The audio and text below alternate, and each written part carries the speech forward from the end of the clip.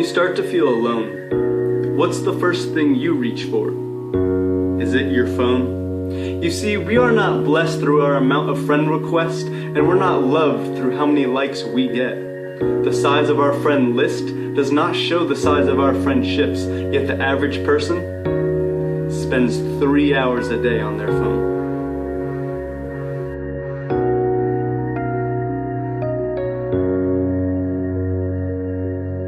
Look up from your phones, because when we close our phones, our laptops, or tablets, we open ourselves up to something we don't often experience: each other.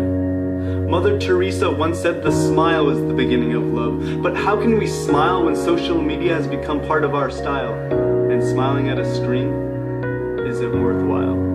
How come so often when we open our computers, it's our hearts we close? But guess what? It's a world we chose. Imagine this. Imagine a world where moments are not cut short because they're worth more than 6 seconds.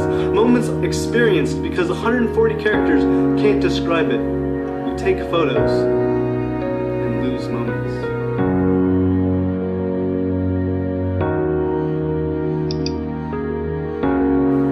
Now, I'm not telling you to follow what I'm saying, but answer me this.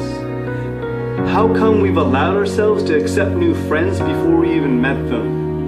Become more interested in taking pictures of animals than to pet them? Now, I know some people are honest, but it seems like most of us advocate for groups in order to feel self-righteous, shining light on the issue only as far as our computer's brightness.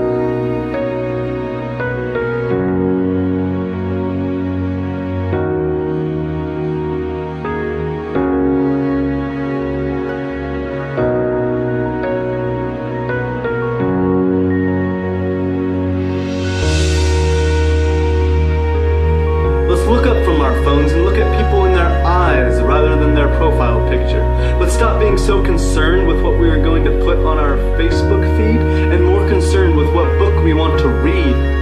Let's make it less about what we abbreviate and more about how we communicate, and not let other people on this earth determine our self-worth.